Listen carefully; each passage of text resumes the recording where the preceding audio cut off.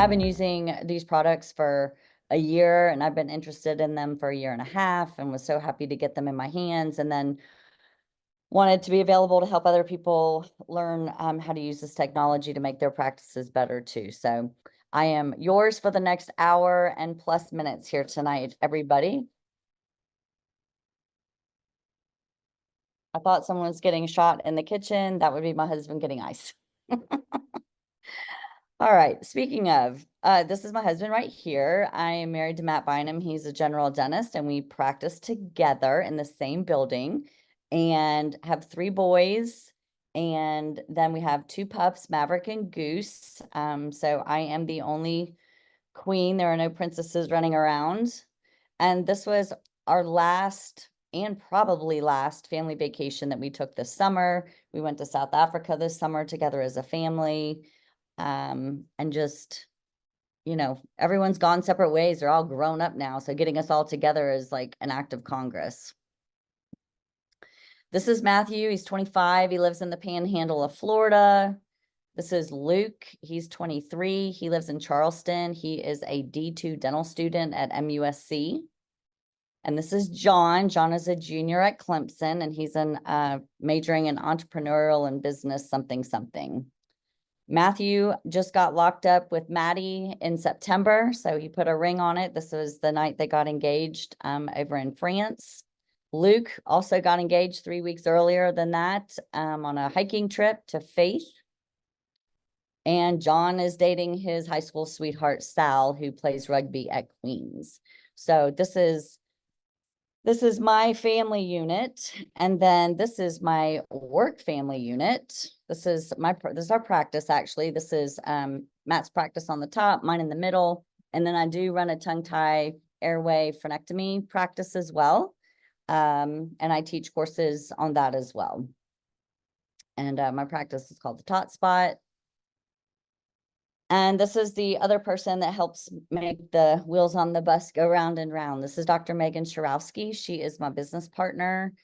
She is my 2.0, my ride or die. She is hilarious. Aaron and Chris know her well also. And I'm very proud to say that she is our newest KOL, one of our newest KOLs, key opinion leaders and helpers at New Smile. And of course, can't help any patients or use this technology without an amazing team. And this is pretty much, we've added to these people back here, but this is pretty much everybody who's still with us. This is Dr. Maria. She's one of our associates. She started last summer, and her and Megan, you know, are going to take this practice into the sunset.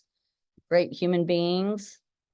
And then we let a boy into the club this year. Dr. Bassem Nashed started in our practice this summer. And this was like his first day in the office. Like, he just completely fit in with everybody and all of us. And another really fun fact is his wife is a pediatric dentist, and she rotated through my office in high school. So just remember all those times when you're letting people shadow in your office, you really have no idea how big of an impact you're actually having on them. So she went away to residency, and she met Dr. Nash, and they got married, and they're about to have their first little one. So let's get on with things. I just wanted to let y'all know that I don't just do webinars and hang out with cool New Smile people, that I actually do have a life outside of here. I have an amazing family, and I have a amazing, successful pediatric dental practice because of the people that I surround myself with. So the first thing that everybody really wants to know, or that I get asked, is like, how do these devices work? And basically what we're doing is we're bypassing the system of injecting into the tissue, letting it find the nerve, soak into the bone, and then soak into the nerve of the tooth. We are bypassing it. We're going straight to the source. We're going straight to the nerve at the apex of the tooth. And that is the target, the apex of the tooth. So that is, you know, we know that once we pass the needle through the tissue, we can't see. We're all giving a blind injection at that point, but this is our target, is the apex of the tooth. The really cool thing about electronic anesthesia is that this is what a manual injection looks like. This is when you think you're being a baller and you're doing such a great job injecting your patient and you're giving these painless injections, but you're not. Your hand is constantly fluctuating, and every time you're pushing a different bolus of anesthetic, you're pushing too much acid through the tissue, you're changing the pH, you're causing pressure, and you're causing pain. And if we can get that corrected by using an electronic injection system, which is what these devices offer, we can make the patient a lot more comfortable just in delivering, just having the cadence of the device helping us here. So what benefits do these devices provide to the patient? This is definitely the number one on my list, that patients aren't calling back saying they've chewed, the parents calling, patients aren't calling back, the parents are calling back, saying that their child has chewed up their lip, or worse yet, they've gone to urgent care or the emergency room and been told that they've had an allergic reaction and they can no longer ever be numbed again, and they need to see the allergist and have a panel done and all this nonsense. So, you know, if we can, gosh, if we could just stop these phone calls alone, this would be worth having these devices at our disposal. So, and we'll talk about how this works, but when you're using these devices by New Smile Tech, they don't numb. There's no collateral numbness. Your lips aren't numb, your cheeks aren't numb. And I've had this performed on myself twice now, and that is a true statement.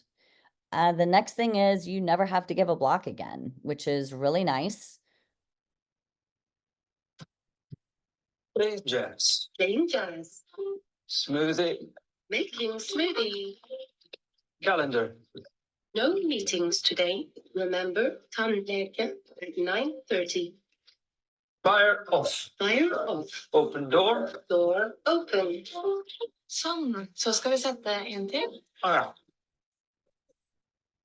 Open door. Run voice command. Open door. Run voice command. Open. Open door. Repeat back. Open door. I didn't understand that. Hey, open door. Play on the floor. Get on the floor. Open the door. Error. Area. With rocks. Open door.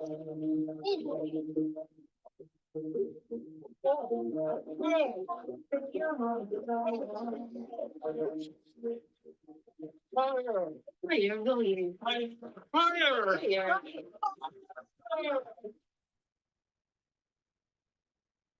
I laugh every time I watch that. But the one thing I'm thinking about as I watch that right there is, like, we want to talk about how these devices can help our patients and help our practice. And one thing I think is, if the kid's not chewing up their lip and you don't have to worry about that, and you don't have to shove gauze in their mouth, they can go back to school. You don't have to worry about them complaining or itching their chin and causing a scab. They can go back to school. That's less school missed. Mom and dad can go back to work. So again, a real benefit there. Minimal discomfort, if any, and that makes for a happy patient, which makes for 5-star Google reviews. There is less fear of a needle or the syringe coming at you. Kids are quite aware of what a traditional anesthetic syringe looks like, because it looks like what they get when they go to the doctor to get their, you know, their yearly shots. And neither of these devices, in my opinion, that New Smile Tech makes really resembles anything that looks like anything that would be found in a medical office or even our traditional syringes. Because even the grown-ups, especially men, are scared of what we have coming for them. So what benefits are there? Let's talk about what benefits we can have first off. First of all the things that we do and use in our day after day, patient after patient, giving an injection and retracting or, you know, pulling back, aspirating on that syringe, that is a lot of wear and tear on this part of our hands.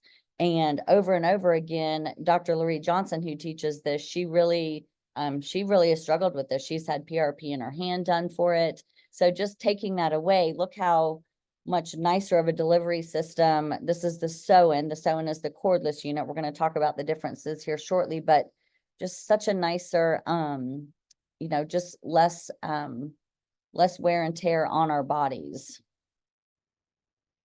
And so the first thing we said is that no collateral numbness in the patient. And the second, just big selling factor for these devices is the patient is numb immediately. So decisions can be made. You can numb the patient and you can go check your 4 hygiene that are out in the bay waiting to be checked and come back and start your restorative. Or depending on what your schedule looks like, you can get your restorative done and get that patient out of the chair and get that chair flipped and get the next one into the chair. So, you know, one of the things we get kickback on is, oh, well, I got, you know, I can't stay in the room. I have to go check hygiene. Fine, go check your hygiene. When you come back, the patient will still be numb and you can get started. But think about all those B1 and B2 patients who are anxious and scared, or they're going to cry, you know, from the minute they get in the chair to the minute they get out of the chair. If you could make their chair time less, that's going to make your anxiety less, make everybody's anxiety less, and make the patient happier to get done quicker.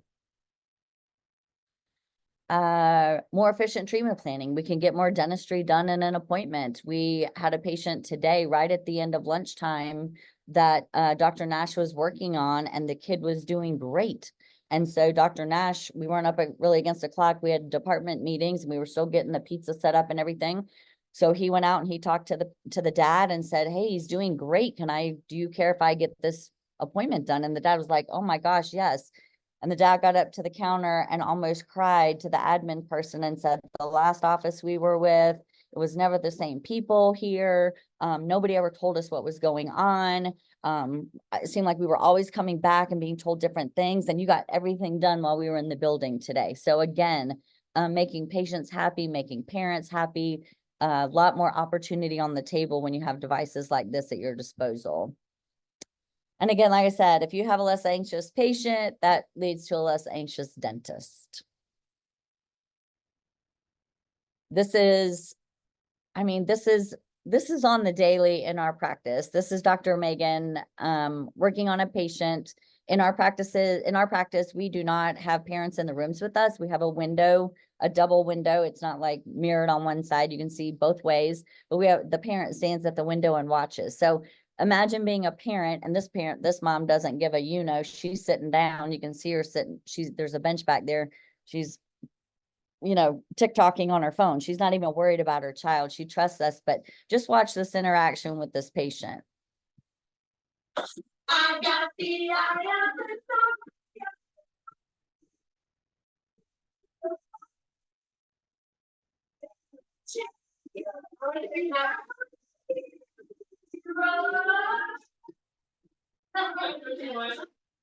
And just so you know, Sean is holding her hands. And the reason that Sean's in there holding her hands is because we had noted in the chart that her last operative appointment, she was very anxious. She was reaching her hands up a lot. She needed some more extra love and support. And look at this visit. Look how this visit is starting. She doesn't even need Sean to hold her hands anymore. She's dancing it out with Dr. Megan.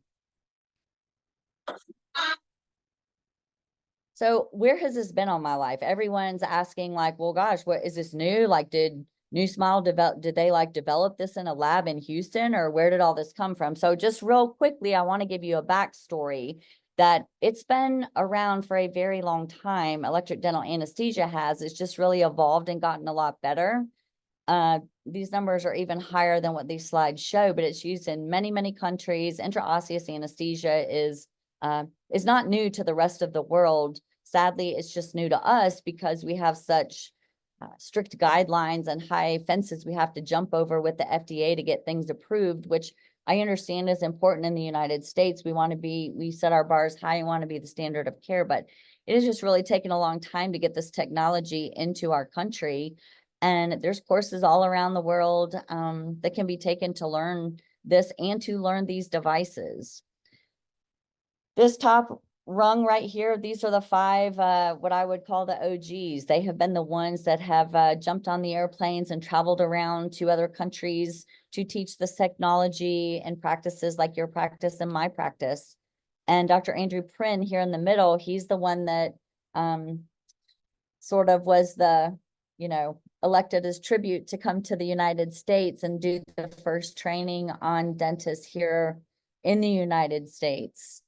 So Andrew came and he taught Larry about this technology, and I was sort of the second behind Larry to learn this so that then we could be the branches to branch out and teach this to you. And now that it's taken off so much, sometimes I just wish Chris could give you the data on how many hands this device has gotten in such a short period of time in pediatric dentistry. And let's be clear, these devices are only to be used in children. So that's why I'm constantly saying pediatric dentistry.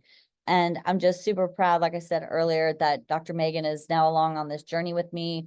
Larry and I are, we're going to be in assisted living with oxygen tanks a lot sooner than Dr. Megan and some of her younger counterparts. So we really want to get these new, young, fresh doctors trained up so that you can have social proof with them as well. It's not just, I said at Bourbon and Baby Teeth, if us old farts can learn it, all you new young people definitely need to have it in your hands and in your toolbox to use with your patients as well. So really proud to have Megan joining us as well, to be teaching. And she helps a lot of people. She's on the Facebook groups. New Smile uses her a lot. They reach out to her to help other people that are getting onboarded. These are all the countries where these devices are in play right now, and probably even some more since the slide was made. So here's the relationship. These devices have been around a long time because a company called Dental High Tech invented them. And what's really cool is that New Smile was able to align themselves. It's kind of like a little love story here. And they decided to collaborate, and New Smile is the bridge to get it and jump through all these hoops to get this technology into the hands of us here in the United States. So they now have a new division called New Smile Tech. And New Smile Tech isn't just these devices. It's, if you pay attention to all to what goes on with New Smile, follow any of their social media, they've got a killer scanner that's out. They've got all kinds of other really cool things with technology that are going to be coming down the pipe. So definitely stay tuned for that. And the reason that New Smile is always on the cutting edge is because things are always evolving. And dentistry has been a very slow profession to evolve, right? But I mean, the dental equipment has evolved over time, finally. This is what the chairs now look like today. They've become more streamlined. But this sucker right here really has not changed at all until now. And that's why we're doing these webinars, and that's why we're getting you the teaching and the training you needed so that you can be successful with them. I'm just going to click through this really quick. The technology was developed in France by this dentist right here. He had this idea a long time ago. How can I make my patients be more comfortable when I am, get them out of pain and help them with their tooth problems? And he searched and searched and searched for how to deliver the best, most efficient anesthesia to his patients. He finally figured it out to deliver it intraosseously. And that's where it's all started. And he started with a device called the Injector, and his son, Oliver, also became a dentist. And they worked on the technology together, evolving it, making it more streamlined, making it more electronic. And in 1997, they developed Dental High Tech, and then it grew. And their first device was called the SleeperOne. It plugged in. It looked like, I've never seen this device except in this picture, but it definitely does not, even from the get-go, look like a traditional dental syringe. By 2005, they had these really cool needles, which we're going to unpack and talk about here shortly, but it definitely helps with the success of using these devices. The SleeperOne evolved to start looking like this, more streamlined and clean in 2007. SleeperOne here. We've got the foot pedal by 2017. We've got a more highly, technology looking device. And this is pretty much what the device still looks like now and today if you choose to get this model in this unit. So yes, this is now definitely evolved. We no longer have to give and use traditional dental syringes. It is a true statement. I have a partner and 2 associates. There are 4 pediatric dentists under one roof at our office, and there are no traditional syringes in the drawers. They're all packed up. They are in the sterilization room. And when Dr. Nash started with us this summer, I think he was more sweated about us making him use this on day one than he was working with the team, seeing a bunch of patients in a day, learning the software, learning all the things. This had him like running for his life. And we said, no, you're going to start straight out of the gate and he'd practiced for a few years in private practice.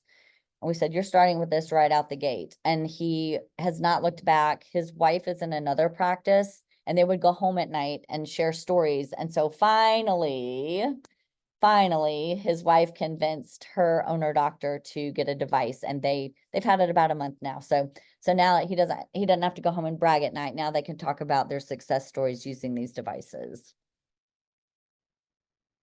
So where do I get one of these? You're going to get it from New Smile and New Smile Tech. Just like I said, it's just a division of New Smile that is handling all the technology, and that's where Chris and Aaron come in. So that is who you would reach out to. You're not going to get these from your Henry Schein rep. You're not going to get these from your Patterson rep. This is a proprietary contract and is only sold through New Smile. And just, to bring everybody up to speed, some of you newer doctors who aren't as seasoned, New Smile has been around a really long time, and they are early adopters. They are on the cutting edge. They're constantly looking for something they can bring to market that changes things for the better for our patients and for us as doctors. And I'm just giving you a overview of all the cool technology and, materials that have come down the pipe from New Smile. And like it says, there are more to come. So these are the two devices. This is the slide I'm going to leave up while I kind of describe them both. You can see the biggest difference is that one plugs in and one is cordless. Weight-wise, the Soan does weigh a little bit more than the SleeperOne, but nobody really sees it to be so consequential that they choose one over the other. It's just it's just a fact that it does weigh a little bit more. The SleeperOne has a cord on it. So for me, I don't want to be unplugging it and taking it room to room. I like the Soan because it is cordless. They both run with a foot pedal.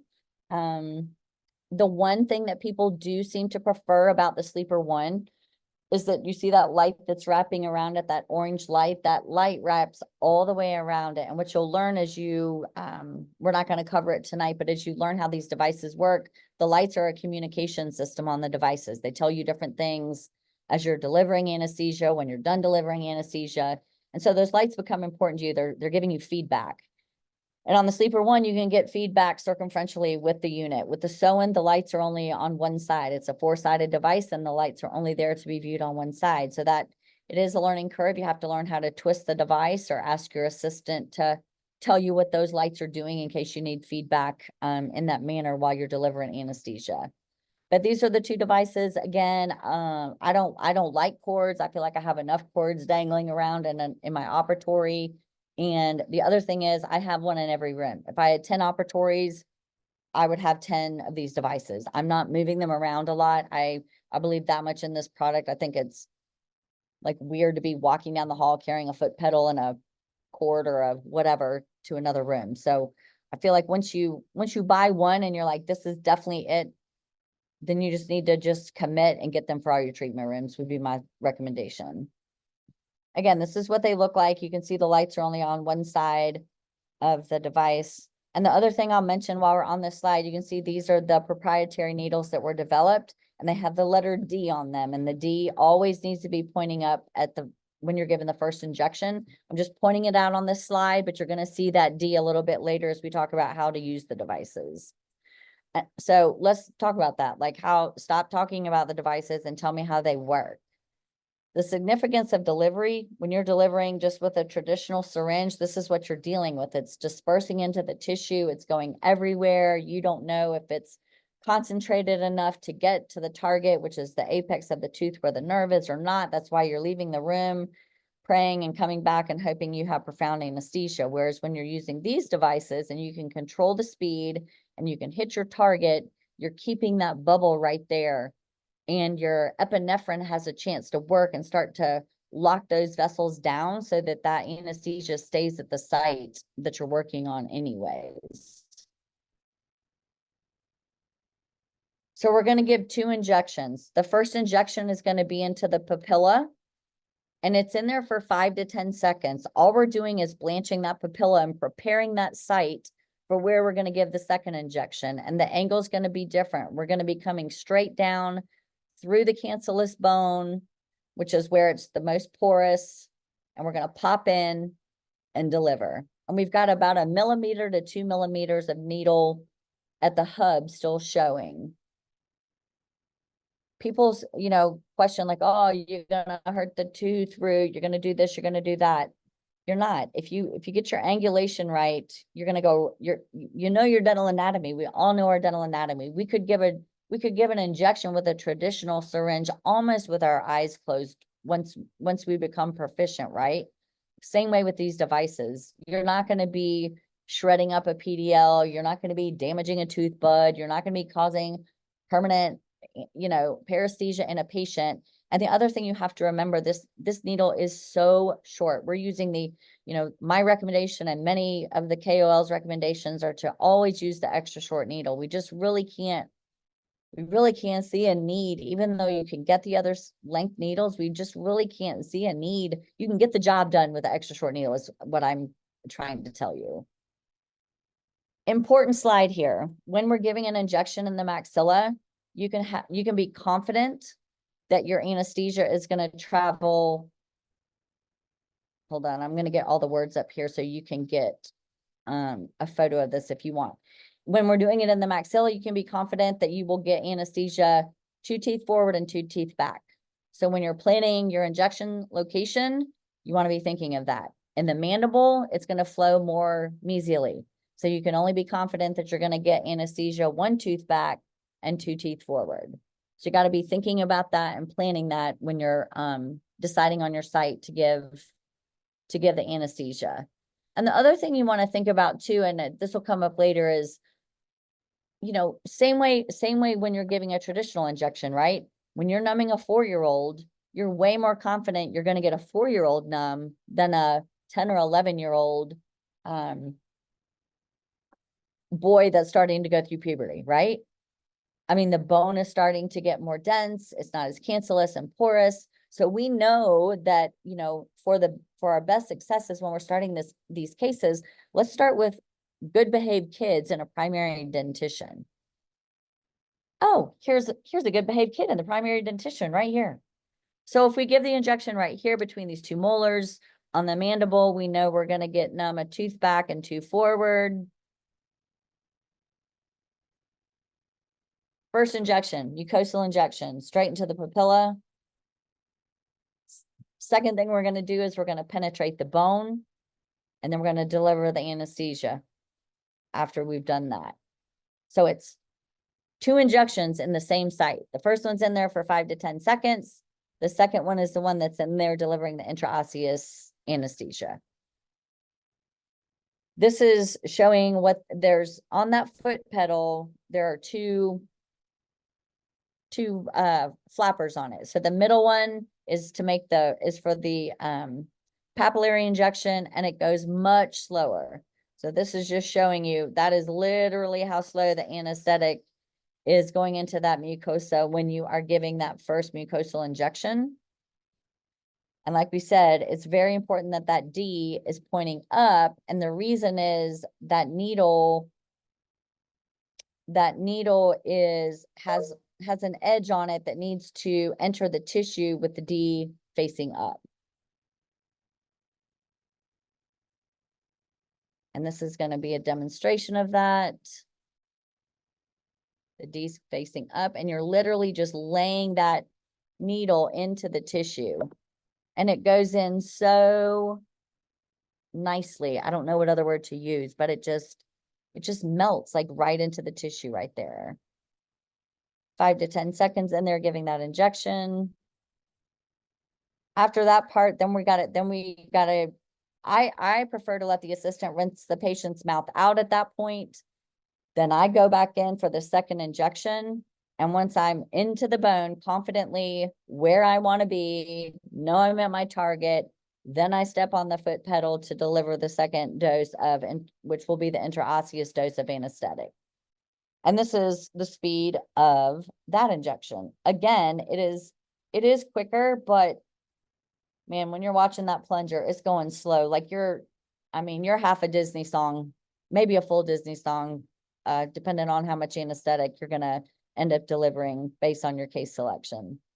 So here they are giving the second injection to the same patient.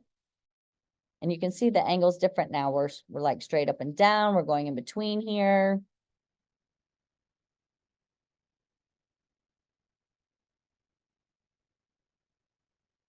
And delivering the anesthetic. And we're not going to wait out the whole Disney song here. I like this slide because this is a good thing, like a good visual to get in your mind that when you're passing through that bone and you've penetrated through the cortical plate or through the cancellous bone, that it's almost like the feeling of going through an eggshell or going through a milk carton. But I tell people this is not a litmus test. You're not going to get this every single time. Sometimes it's just going to go straight in. It's going to find a porous place and go straight in, and you're not going to hit resistance and pop in. It's just going to go in. Sometimes you're going to have to work it in there. You're going to have to press and turn and twist a little bit. So when you get this, you're like, it's almost like when your stainless steel crown snaps on, you're like, but sometimes it doesn't snap on, and you know that it's still like a really good snug fit. So I just don't want you to get like hung up on this and think that you're there or you're not there if this happens or not. In the anterior region, you can give, I just read this on the Soan Facebook group. I want to say it was maybe Patrick posted that he went, or no, it wasn't. It was somebody who just got the device and gave an injection between these teeth and did like a whole set of Zerks or something. It did something and got profound anesthesia and worked on the anterior teeth on a patient. Super nice. Cuspid to cuspid anesthetic with vasoconstriction. Same thing down here on the bottom. You can spread a little bit further in the anterior regions. This is just a photo showing like how when you're giving that first injection, again, you want that D pointed out, pointing towards the buccal or the facial, and you're sort of laying the needle into the tissue like this. And then this is showing you the different angulation when you're giving that second injection. You're like almost standing it up to go through the papilla.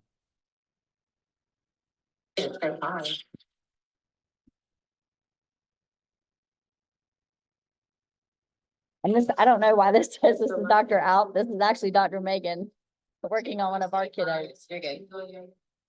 We can write something. I love it because the kids' eye, like they don't care. At 9.9 out of 10 kids, just they don't care, which is awesome. I put this picture in. I'm going to show some other pictures. And I'm going to show this video, but I want you to appreciate two things here. I want you to look at the little girl's eyes, how she's so comfortable. She's not nervous. She's, you know, sometimes kids will blink because they're in pain. There's none of that. And the other thing I want you to appreciate here is look how close and intimate, which we're very used to this in pediatric dentistry, but very close and intimate when we're giving these injections.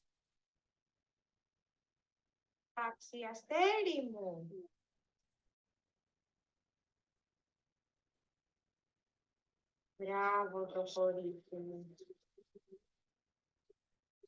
It has no clue what's up. This is actually one of our patients as well. And this again is just to show, this is Dr. Nash working on the patient. He's just leaning the needle in. You can see the tissue blanch. He's got it there for a few seconds, giving the first injection.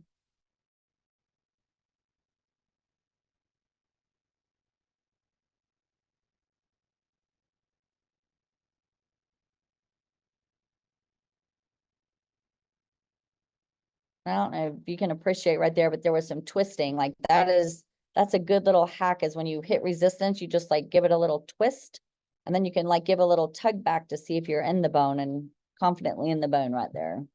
And again, you want to have like about 1 to 2 millimeters of that needle hub sticking out. I just like that so that that gives me like that's a reference point for me. So I can, you know, make sure I'm not in there too far and I can see the angulation of the needle. Our radiograph's important. This was one of this like stuck with me so hard when Dr. Prin came to teach us, because you can't give an intraosseous injection if you don't have bone. So don't kid yourself that you're going to go into some interproximal area and give an injection. If there's no bone there, if you've got a majorly infected tooth or a tooth erupting next to it and the bone's not there fully developed yet, you're really going to struggle. So you have to get You have to get comfortable reading your x-rays, not just from a treatment plan diagnosing standpoint, like looking at the decay, you got to be looking at the bone. So here would be an example, right? You're going to be struggling to find some good bone here in between these teeth. You got to figure out where you're going to go. Obviously not between the two infected teeth. All the bone has been, you know, taken out of there, but here's a good spot. You can go right in between here. You can work on the decay on the permanent molar, and you can get those other two teeth out at the same time. This is an example of, you would maybe pull up a bite wing and say, oh, there's not good bone between those two molars, or I can't fit between those two molars. But then maybe you look back at the pan that was taken 6 months ago and you've got plenty of room there, right? X-rays are in 2D. So don't just trust one angle or one type of x-ray. You may have to look at a couple different angles or sources to make a decision on what's going to be your best route of attack for when you're given the anesthesia. These are just 3 good examples of sweet spots to go for bone. There's one, there's a good spot, and that was the one that we just showed earlier. So 3 good spots to hit for bone.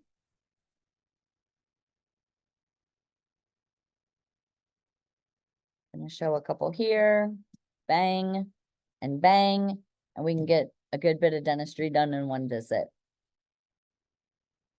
This is a kid we got some dentistry done on, not my patient, but it's just showing you, like, this is what the treatment plan was: a pulpotomy and a crown on a 4-year-old. And we used articaine, which is septicaine for us, and got it done. This is just showing on an anterior case, they used half a carpule, 1 injection, and got some beautiful zirconia crowns done. Here we got a couple fillings done with a half of a carpule. And I would tell you that when you're, you know, people get like all in the weeds about this. How much do I use? Well, how much would you use normally? If I was doing an MO and a DO on A and B, I'm going to use probably a quarter carpule with a traditional syringe. So I would use a quarter carpule with this electric anesthesia as well. So I would tell you to just kind of keep in mind when you're treatment planning, like, you're going to be using about the same amounts that you would use with a traditional syringe. And I don't think you'll go wrong. I love this video. This is not my patient. This is Dr. Lorianne's patient. But what I want you to see here is people are so worried about not getting profound anesthesia on the lingual. First of all, this is a hot tooth, very infected. You'll see here in a minute. And as soon as the injection is done, they're ripping into there with some oral surgery tool and on the lingual of this tooth and getting it out.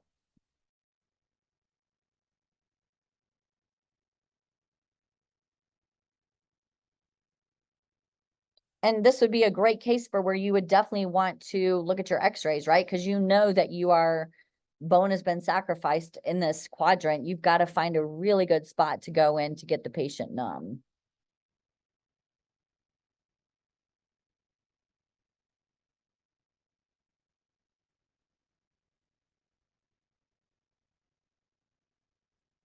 And with that, and yeah.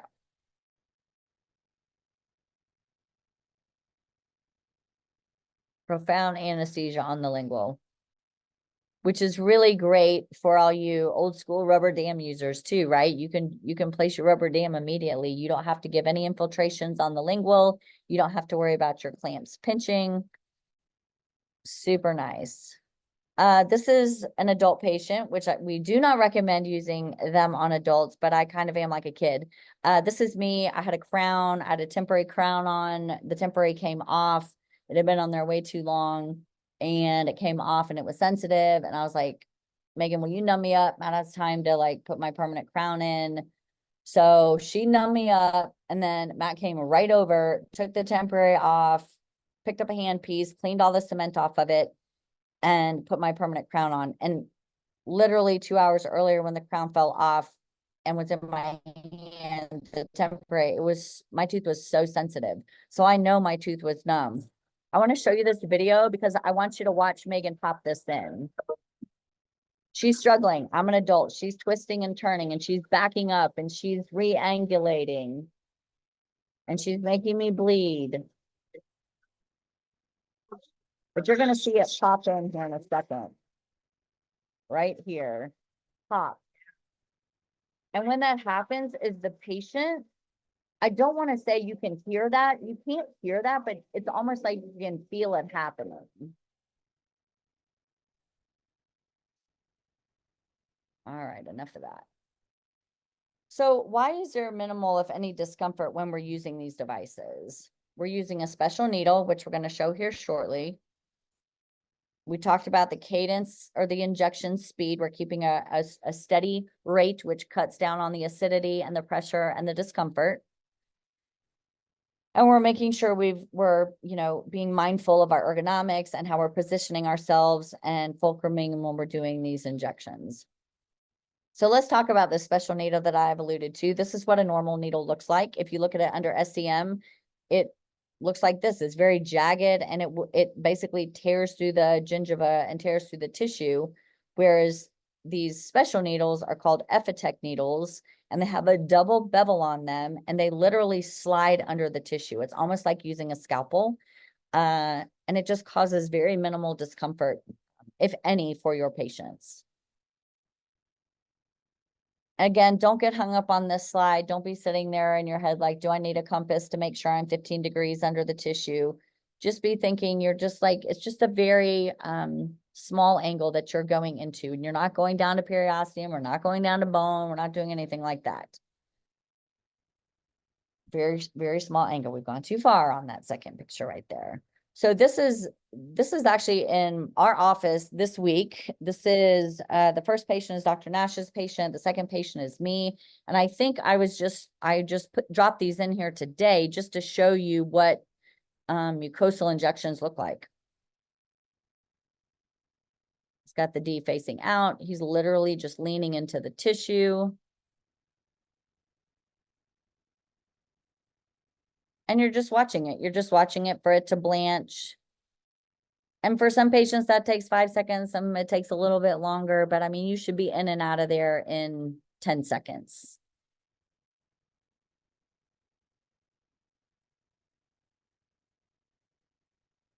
You see that? I didn't have the D pointing out. I had to turn it.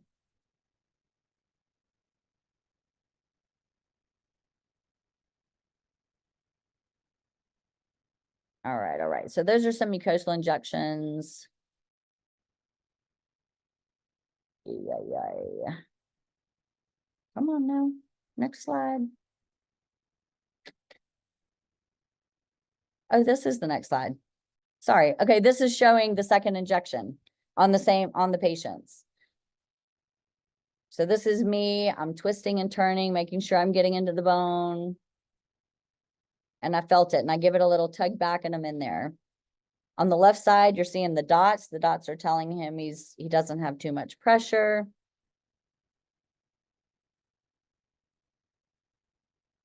This boy that I'm working on right here, this little boy where I'm working on this upper left quadrant, she's the son of my husband's dental assistant. And I did 3 quadrants of interproximal lesions on him that day. And he was 4 years old, just a rock star. And when I popped through, he said to his mom, he said, "Mom, I felt that." Like he didn't feel it like it hurt, like he felt a sensation of it popping in. So again, like we said, this is a manual injection. This is not what we want. We want to make our patients comfortable and deliver electronically. We talked about making sure we have good fulcrums.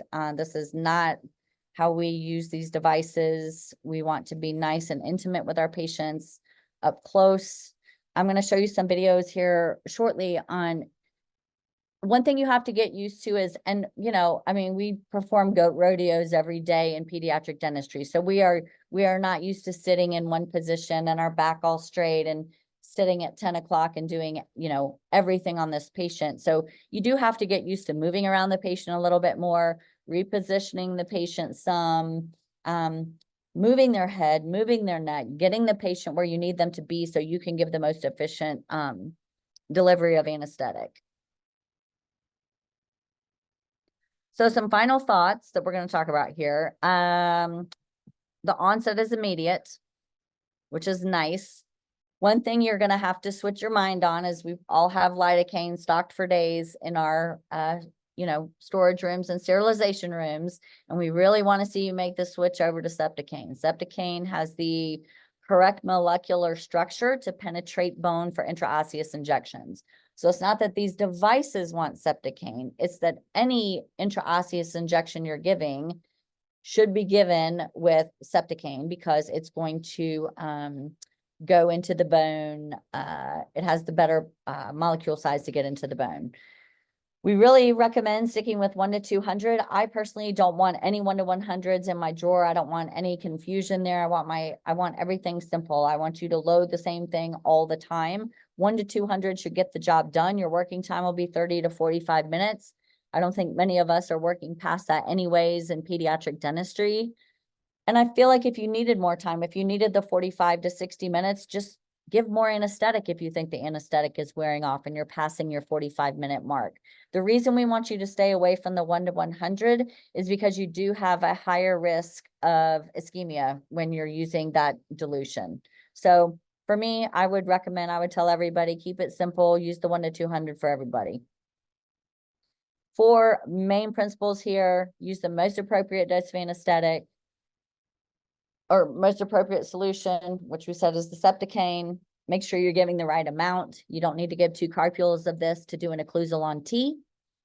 Be gentle, be patient, take your time, and you want to get as close to the target, that apex of the tooth, as possible. Anesthetic precautions, everyone gets all like in their feels about using Septicane, Articaine in kids under age 4. There's just, it's like 2 studies, they're super flawed. There's no reason you can't use Articaine and Septicane in younger patients. You can look it up yourselves. You can go have lunch with Malamed. He'll tell you all about it. He truly believes that there's just no reason that we can't be using this, and he really thinks we should all be using it and staying away from lidocaine altogether. So what else am I not thinking about or asking while this webinar is going on tonight? Is there anything else like it on the market? And the answer to that is yes and no. This I've seen get a lot of play on certain Facebook groups that, you can save some money and you can buy this device instead. If you read the small print, it says it is not recommended for intraosseous injections. It is an electric delivery system, which means it delivers it at the a uniform cadence, but it is not recommended for intraosseous injections. And here's what's been there in the past. My husband's a general dentist. He's had every single one of these things, right? He's used all of these. He's all about the new technologies. And yes, they all bring something to the table, but none of them bring to the table what these devices bring that New Smile has for us and Dental High Tech has. Hypoplastic 6-year molars. If you buy one of these things for no other reason, it's so that you don't lose stomach lining treating kids that have hypoplastic 6-year-old molars. I mean, these are the devil. You have to bring these kids back because you can't get them numb. You pumped them with so much anesthetic and they're still not numb. And are they, is it cold sensitive? Is it like, what is the problem? You've come at the tooth from every single angle. And when you're giving the intraosseous injections with these, like, you're dead on. You're just dead on. Your confidence just goes through the roof. Trying to give a local infiltration to numb one of these, you're going to nail it about 25% of the time, and you're upwards of 90% of the time when you're using intraosseous anesthetic. Do I need to use topical? This is a personal decision. Some of our doctors use it, some of them don't. I would tell you the reason to use it, the reason I like to use it, is it's a litmus test for me on if the kid's going to be a joker. If you're going to act a fool, you're going to act a fool with a Q-tip. And your mom's going to see that through the window and know you're being crazy before I've even done anything to you.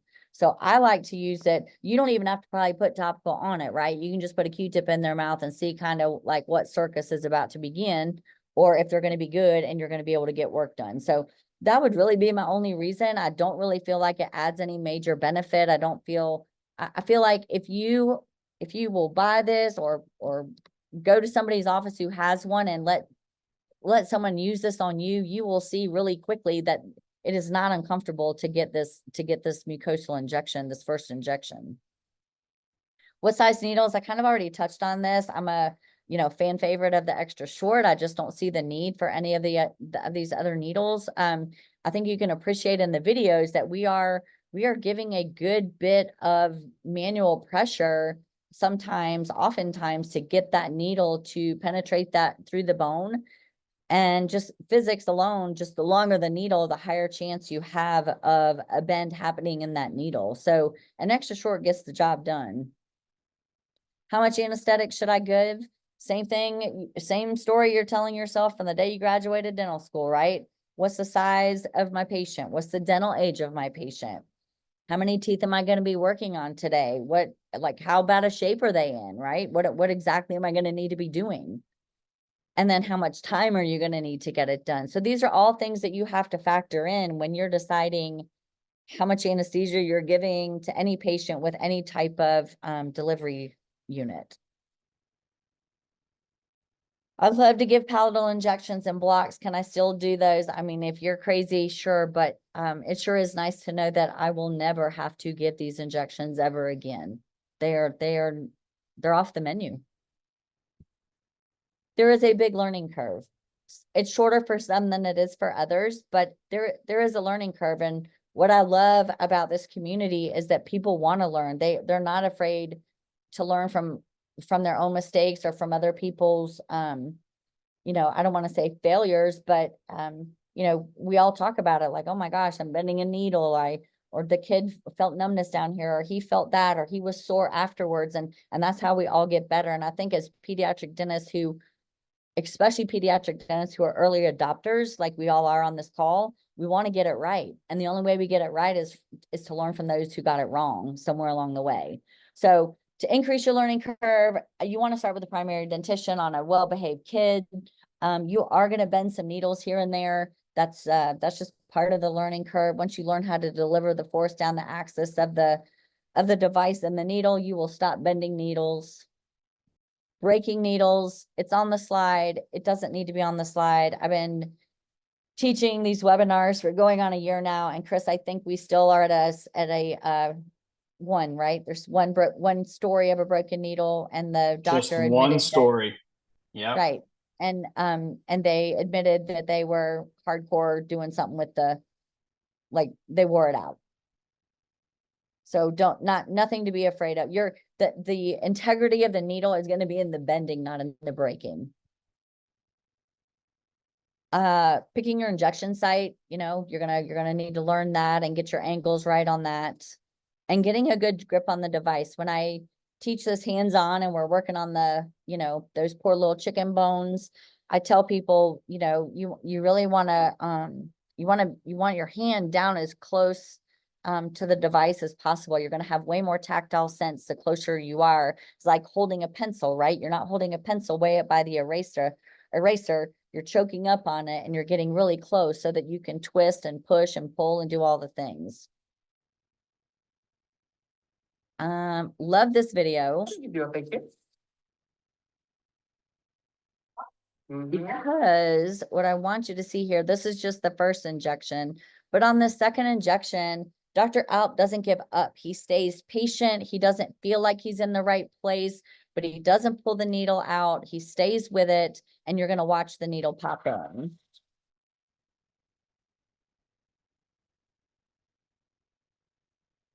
I don't have this type of patience. I usually will reposition it or come out. I'm not as patient as most people in most areas of my life. But we're super patient here. We're twisting and turning, and I think you're gonna see it pop in. Maybe not. But he stayed with it and got his patient I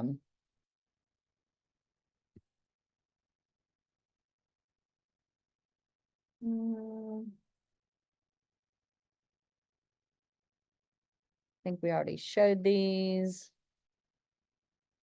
So this next series of videos is, this is one question that I know Chris and the the people who are trying to help you learn these devices that New Smile get a lot of questions on. Erin's brought it up to me before. She's the one who actually asked me to make some videos showing how to position the patient for each quadrant, because it is a sticky wicket trying to get in that lower left quadrant. You feel like you're all up on yourself, but I'm just going to real quickly run through these videos so you can see where I recommend and most of us recommend sitting depending on what quadrant we're in. The important thing is like to get the patient in the position that is beneficial to you.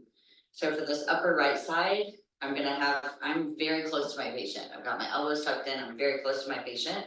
So this would be for the upper right quadrant. And then for giving the injection, this is for part 2 of the injection. I'm going to go in like this. I'm going to go in like this. Like this.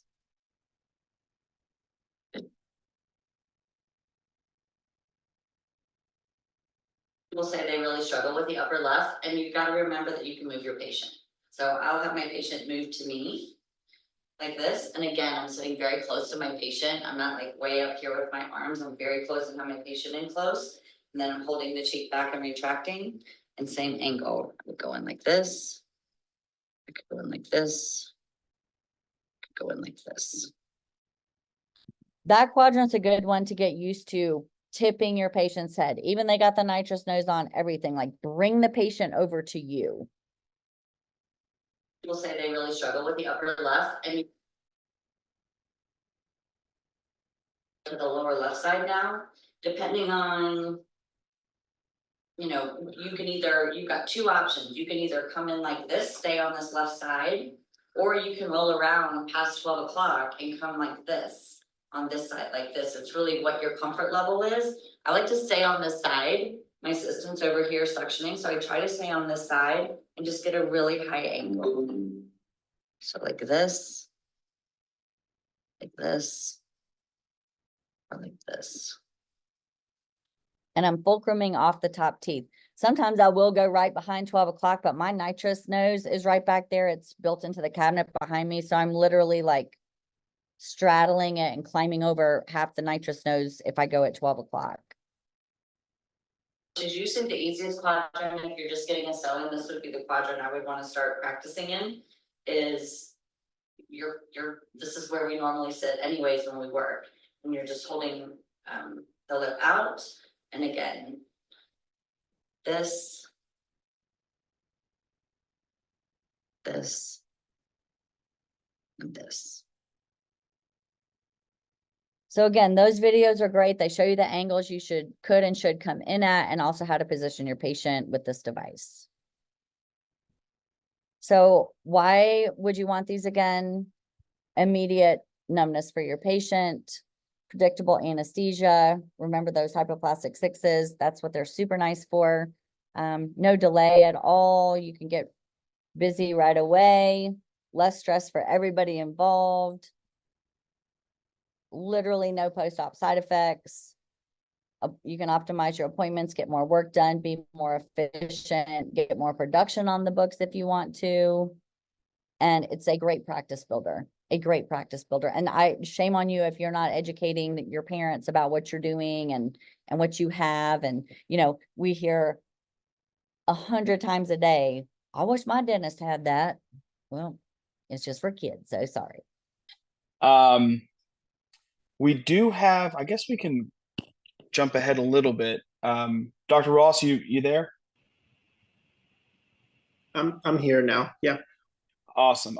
So while Ann gets that reconfigured and gets that squared away, you want to just kind of tell us a little bit about yourself, kind of why Ann wanted to have you on, and kind of your story. Yeah. So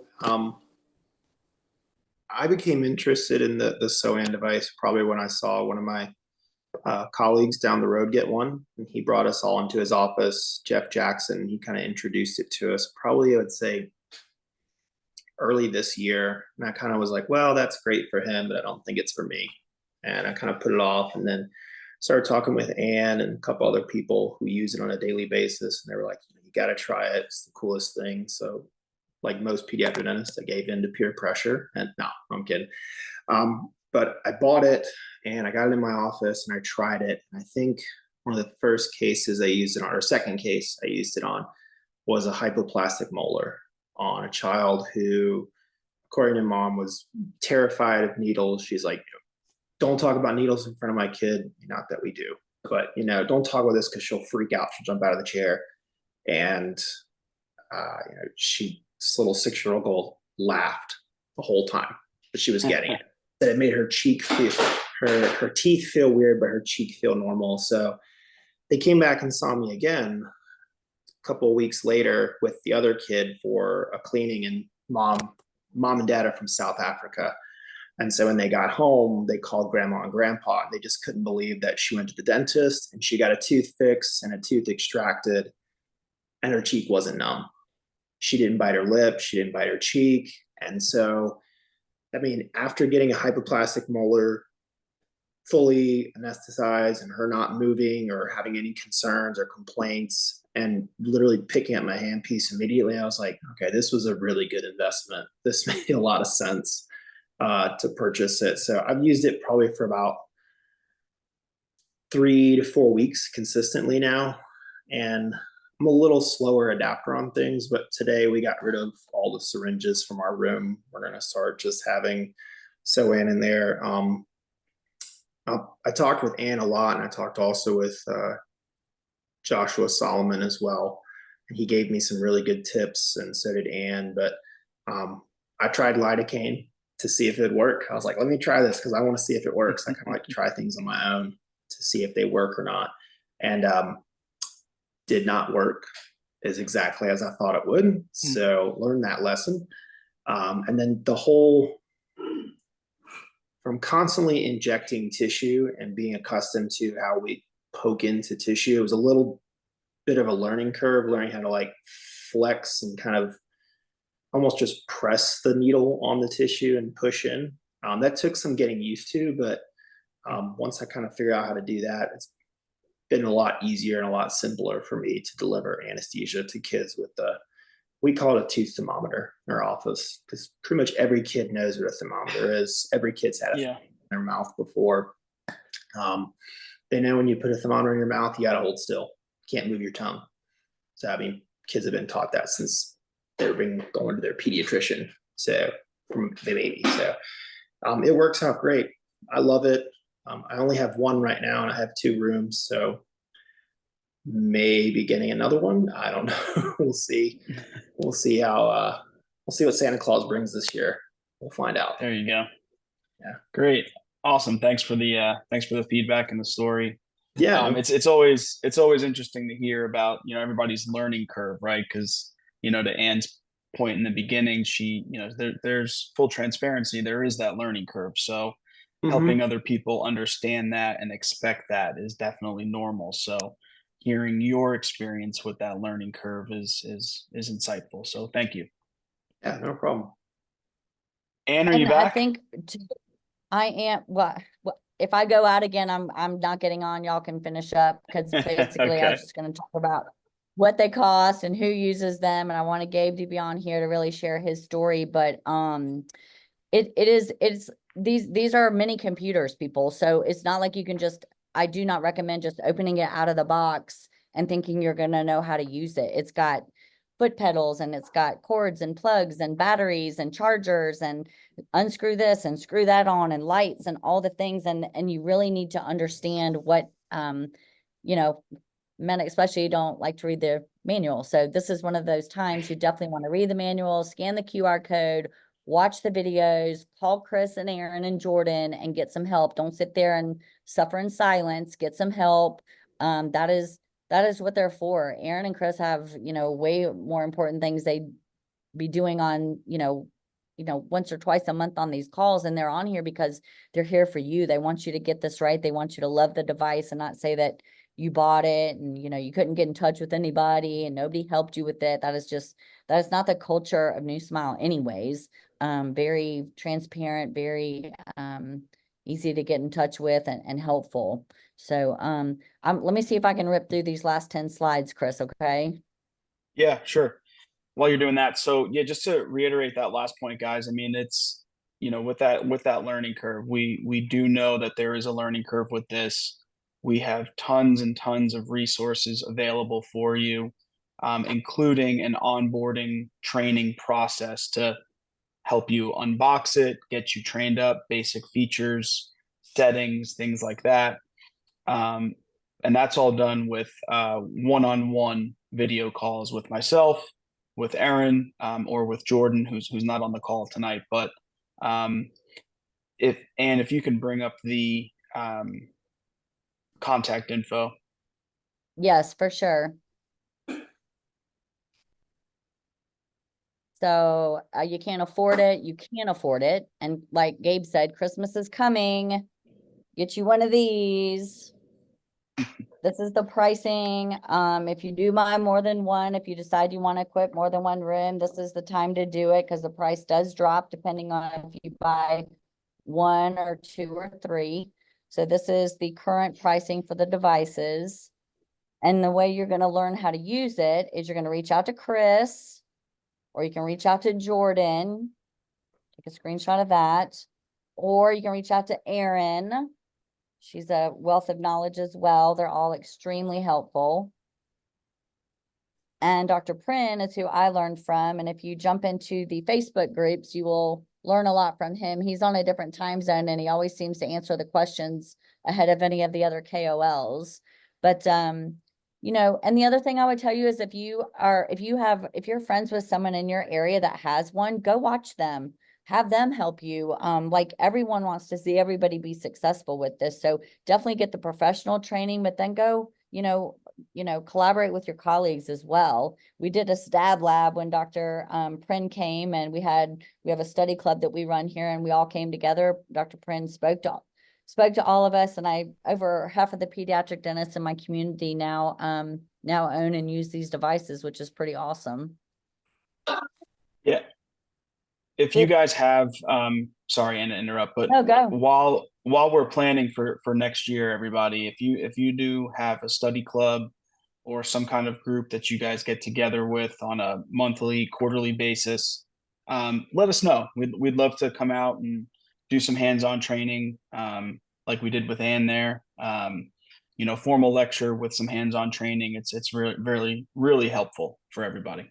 And even if that's a no-go for travel, Chris, I mean, we're always welcome, we're always willing to do just, private webinars like this or presentations like this as well. Of course. This group is amazing. I'm so glad that New Smile got this group put together earlier this year. This is the Facebook group. You do not have to own one of these devices to be in this group. This is like where the learning happens. This is where people share their wins. They share their failing forward moments. And I encourage you to share yours in there as well, because that's how we all learn. I learned something. I'm like rabbit hole in these comments because I want to make sure that I'm teaching and telling what everyone else is experiencing. So who else is using these devices? Dr. Gabe Ross, this was his face when he was like, I don't want to do it. I don't want to buy it. Can I show the video, Gabe, or did you already show it when I was missing? No, you can show it. Go for it. Okay, I'm going to show it here in just a minute. I'm going to show a couple other things, then I'm going to come back to it.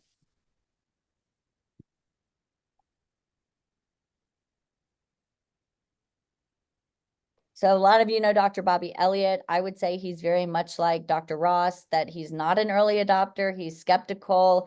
He wants some of his colleagues to jump off the building first or jump off the cliff before he jumps off the cliff. And I was able to strong arm, convince, whatever, Bobby to get this. And this is the text I got.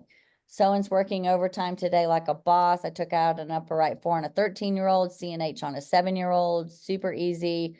Parents are blown away. There's your marketing tool right there. Parents are blown away.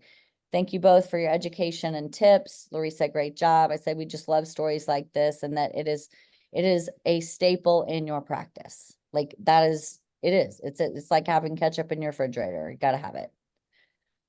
Dr. Brian Richards, this was his first case when he did it. Just did my first sewing case. Kid broke the lower anteriors, very sensitive. I couldn't blow air on him. I gave 1 injection between them with a half a carpule. Kid never flinched. He said he never felt a thing. Thank you for selling me on this. Again, it's not about me. It's not about New Smile. It's about helping the patients. That's the common theme for all of this. Dr. Meredith Papadilla, one of my dearest friends here in South Carolina, again, a skeptic, didn't want to do it, bought it, let it sit in the box for way too long. Her story is one of my favorites because it really touches me. She said, I did it. I numbed at 10:13. I had the teeth out by 10:15. He didn't move. I mean, you literally turned a treatment room over in 5 minutes, right? There's the efficiency and the production. And I just said, can I please add this? We're so proud of you. And this is what gets me. She said, thanks. It was a huge rush. Like, yay, dentistry can be fun and new and exciting again. How often do we read on the Facebook pedo groups of people being burned out and wanting to leave this amazing profession that helps so many children, and we, provide livings to so many of our team members, and we don't want to see all of us get burned out. We've invested too much. The system's invested too much in us to be amazing pediatric dentists. And now here's Meredith, like, she loves it again, right? 2 things I want to mention. New Smile has this amazing course coming up in February in Fort Worth. You can go onto their social media sites to find out more about it, but it will be a hands-on restorative dentistry course. And then the last day will be a New Smile Tech course talking about this technology and some other technologies coming down the pipe. And then some of you may have seen that there's now going to be a Pearls course that's going to be taught in the spring of next year. It's going to be it's in Austin, right, Chris? It is, yes. Yes. And if you want more information on that, that is the website, Pediatric Dental Pearls. You can read up on that if you'd like. But this, again, is New Smile and New Smile Tech pouring into us as providers, trying to make us better. And I'm going to go back here and show you this video because Dr. Ross sent me this, and it is just, this just embodies all of us using this every single day, I feel like. So, Mr. Jack, that's your name, right? What's my name? What do we do today to make your tooth feel comfortable so we can fix it?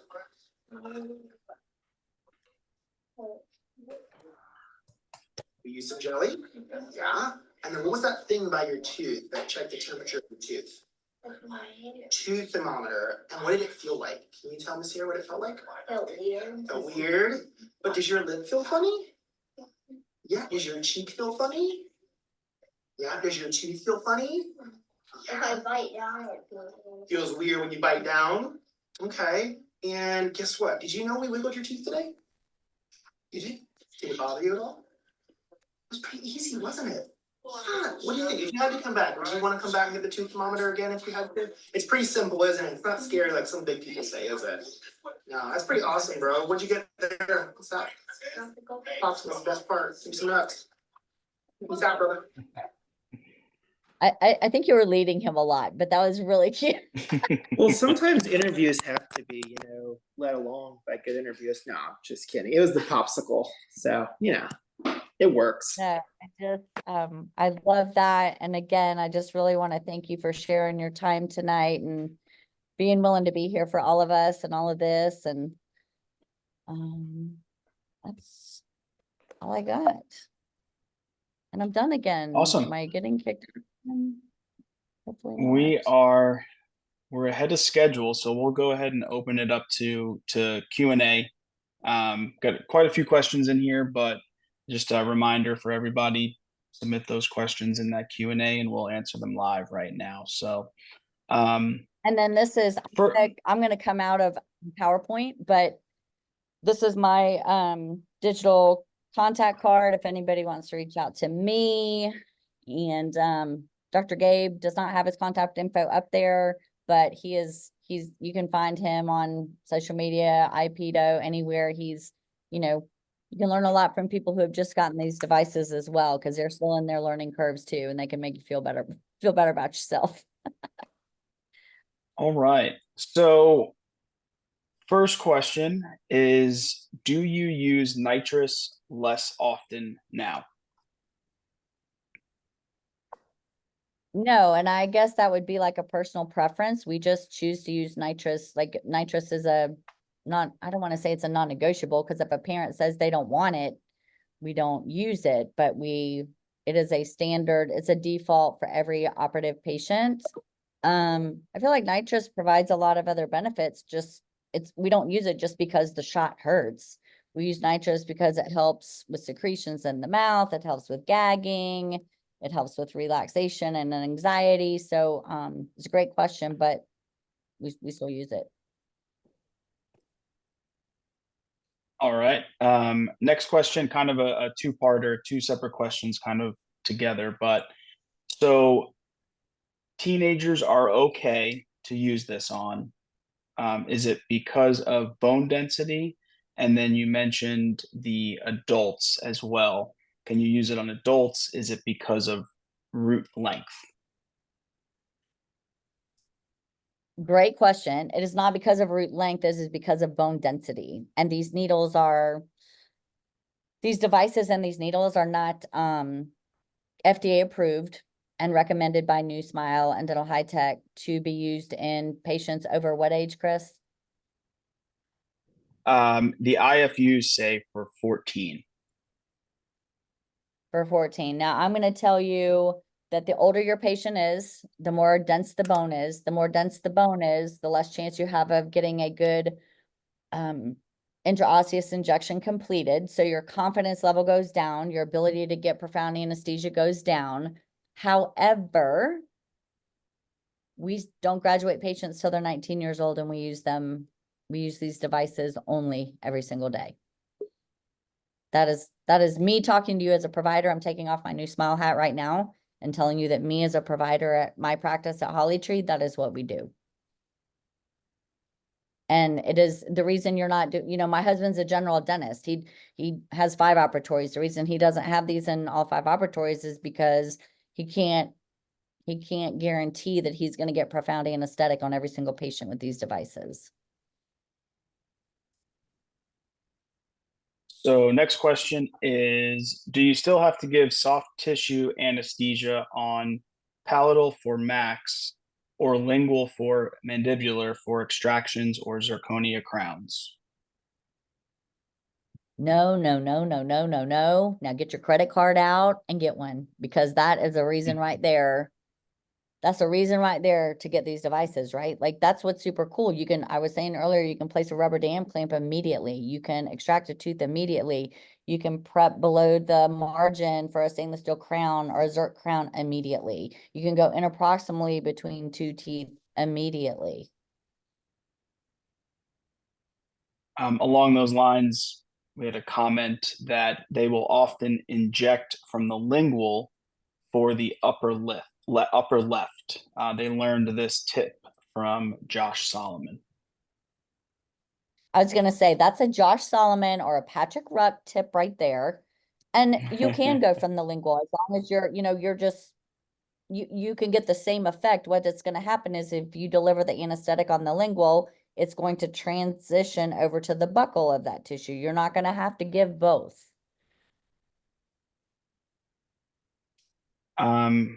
I don't know if this one was on your slide with different options for different units, but how does it compare with the Ligajet?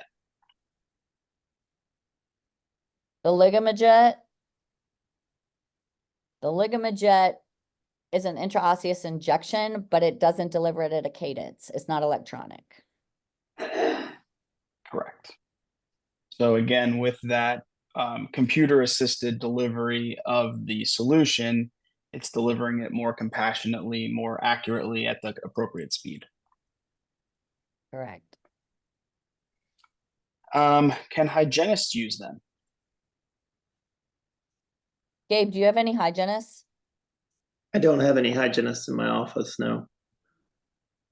So I have not heard of any regulations on that, you know, local anesthetic is state to state for what hygienists and what assistants can and cannot do. And I do know that there are a couple hygienists on the call tonight that may be a hygienist asking the question, but I have not seen any legislation anywhere talk about if you can use these devices or not. If you get certified to deliver local anesthetic in the practice as a hygienist, you should be able to use these devices. Yep, absolutely. Another comment. Someone said they love you. That was it, Ann. It wasn't Gabe, it was me. It was you. Nope. They loved you, Ann. Okay. Un- Okay. Not for Gabe. No love for Gabe, unfortunately. That's all good. So they commented again on the hygienist question. We mostly have hygienist num. That's why they asked. Sure. I think that's a great, I mean, yeah, get them trained up on it. So I believe in South Carolina, I can speak for South Carolina, they're not allowed to give blocks. Since this wouldn't be considered a block, this would be considered I would call it the category of infiltration. In South Carolina, we can speak for most likely it would be acceptable. But each Yeah, state absolutely. requirements on what they allow and don't allow. So you'd have to check with your individual state requirements. Yeah, absolutely. No more questions. Wait, one more. Nope, no more questions.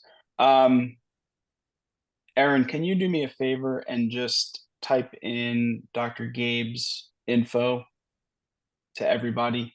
I think he only sent it to us. Hang on, I put it in. Okay, I did put it in here somewhere. Only the hosts are able to Oh see yeah, it. So I want to put it in the just chat section. all Sorry. good. All good. All good. Any last minute questions? Send them in. We're way ahead of schedule tonight. So quick Chris, session. where will you guys be next? Or if somebody wants to touch these devices, see these devices at a vendor, like where are you guys a vendor at? What meeting are you at next that they may be attending? On the schedule right now, there's nothing for the rest of the year. We're still confirming a few dates for 2025. But the restore workshops are going to be your best bet right now. And then any kind of one-on-one conversations, we can do that too. Okay, and We then have one more- another thing I was thinking of, yeah, go. No, go ahead. Go ahead. I was gonna say, can you or Aaron tell everybody what they get when they buy the device? Like, what did they get? Yeah. They get the training, like what comes with it? Yeah, absolutely. Aaron, go ahead. What do you get? Buy one, get no. You get what comes with it is 200 of the small needles the extra short needles that Ann says she's using for everything. So those are 9mm 30 gauge needles. You'll get 200 of those, and you'll get 100 of the 16mm needles, which you can use for traditional infiltrations and other things, but not for IO. You'll get 5 containers. That's what you put your anesthetic carpules in, and those are autoclavable. And you'll get the handpiece, the foot pedal, and you'll get personal access to all of the new Smile Tech staff. And then if you complete your onboardings, which is your onboarding modules, a one-on-one call with one of our staff, and the survey, then you'll receive another free box of 100 needles of the 9mm. Thanks, Aaron. That's nice. And then along another those lines, we thing did that have okay, Go I ahead, was just gonna say the price difference. I know people often ask in the Q&A, what's the price of the needles compared to a normal needle? Yeah, so those two questions actually did come up. So the first question was why 30 gauge, not 27 gauge? Smaller gauge, easier access into the bone, a little bit less, less traumatic. We do have a 27 gauge needle. It's 35 millimeters.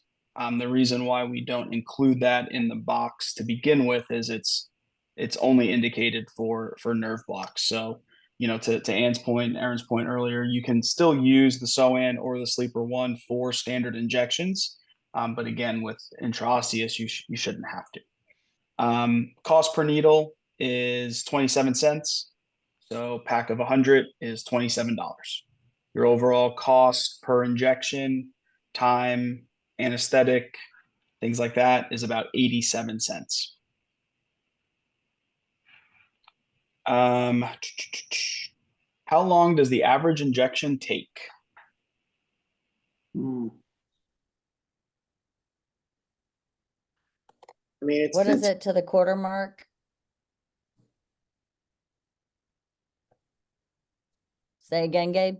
I said it's gonna take a minute. It's not. I've noticed it's not the fastest in the world, but it is gonna. I mean, there's some waiting for it, but also if you give a traditional injection, you have to walk away and wait for it to set in and come back. You're still saving time with doing that because you're not having to worry about profound anesthesia. So say I haven't timed it yet. I will time it tomorrow, and I'll let you know. That'd be great. Yeah, I mean, again, keep in mind, right, the standard rule of thumb is 0.7 milliliters per minute, right? So it's delivering that speed and it's ramping up. So it's starting with that drop by drop, then it's ramping up the drop speed. It's never going to actually spray out the solution, but it will continue to have those drops be faster. So you're looking, I think, a full carpule, we uninterrupted, we timed it at about 2 minutes. And it feels like Um, to Gabe's point, it feels like 20. Yeah, and there's sometimes where if I'm giving it and I have a kid say, "Ow," it feels like pressure, or I'm getting more than 2 dots on the handpiece, indicating there's more pressure it's building up. I'll stop. I'll take my foot off the pedal and I'll give it a few seconds, and then I'll put my Right. foot on the pedal and keep going. And that's usually all that's necessary to keep going. Instead of, I think Dr. Lurie describes it as, she calls it compassionate anesthesia. Right. Her term that she used. We did have another question about the needles. So the question was, is New Smile the only company that we can buy these needles from? The answer to that is yes. The needles are proprietary to the devices themselves. Again, it's a patented dental high-tech patented needle. It's a double bevel edge, so it is proprietary to the device. You're missing a lot of the points, from the ease of use and benefits to using it without using that needle. What about breakage is another question. You guys want to address that?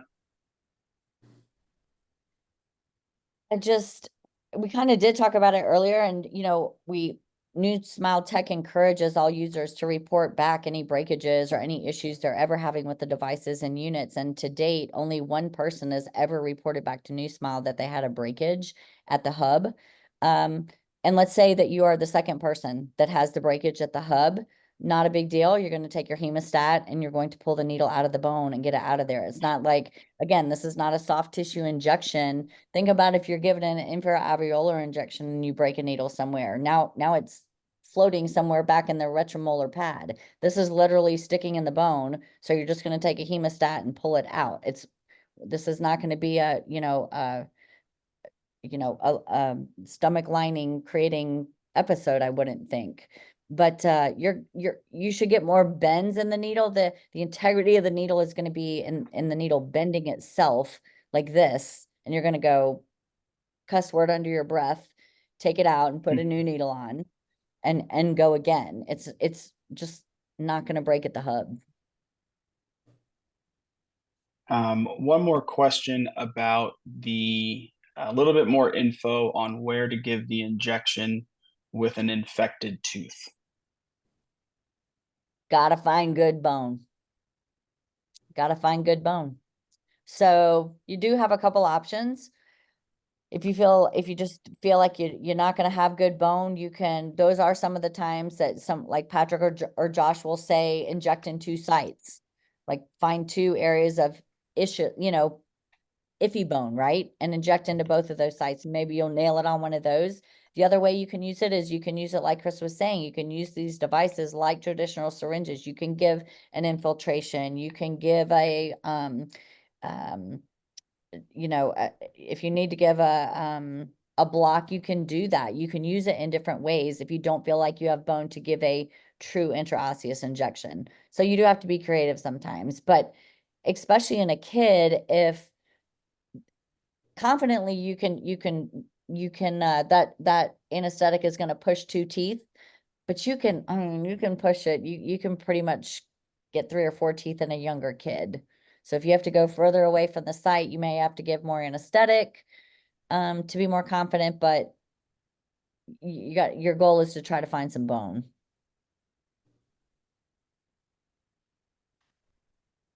Awesome. Thank you. Thank you. Next question was, I meant 27 versus 30. Not sure what the difference is from your original question. If you can expand on that, please. Happy to answer it if you can just expand on that. I did put Dr. Gabe's info in the chat, and I'm going to put his cell number in here as well. If you guys want to reach out to him, you will have his contact info. Thank you, Gabe. Yeah, no problem. What did you think was and I maybe missed it when I first came on, but like, what was your biggest 2 things? What was your biggest fear? Like, were you afraid that like, oh my God, I'm going to pick up this forcep and the kid's going to feel it and the parent's going to watch me? Or was it that you're bending needles or what? So the first time I ever used it was under IV sedation, and I practiced all day. Sounds like a really bad way of putting it, but that's basically what I did. And so the anesthesiologist is a friend of you and mine, and he was looking at me and he was like, are you done yet? Like, let's go. Like, what are you waiting for? But I did bend a few needles that day, and that was kind of my like litmus test of, okay, that's too much. That's what it feels like popping in. That's what it doesn't feel like popping in. I didn't get like the satisfaction of obviously a kid not feeling it,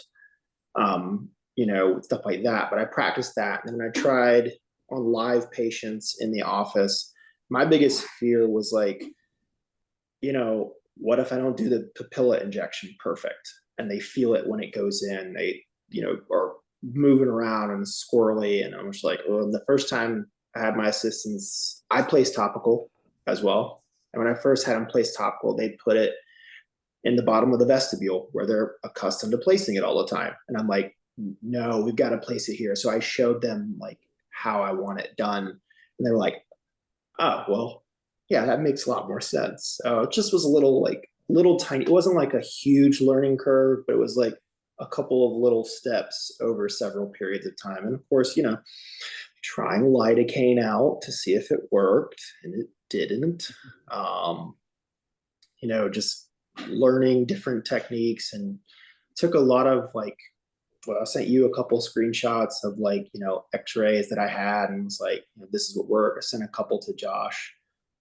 Solomon showed it to him, and he was like, yeah, I would have gone here instead. I wouldn't have gone in that spot. So just trial and error probably was the biggest thing for the first week, but afterwards things seemed to get a lot smoother. Awesome. That's awesome. And I think trying it on a team member, like you said, IV sedation, that's a great place to practice. And then also on your team members. And I would expect your team members to report back to you that they were sore the next day, because you're new doing this. You're pushing and pulling and jabbing and stabbing, and like you're not you're not compassionate with your anesthetic yet, probably. So but team members are great too. We actually just had another question come in along those lines too. Oh, I'm sorry, Dr. Gabe, go ahead. I didn't have any team members volunteer, I asked. The question was, it seems like popping through the bone might cause post-op pain, yes or no?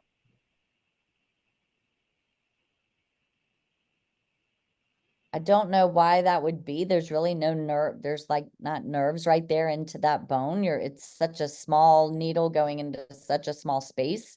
And our assistants call and check on every patient that after, we only do operative in the morning, and the assistants call every patient that afternoon. So we do 20 ops a morning.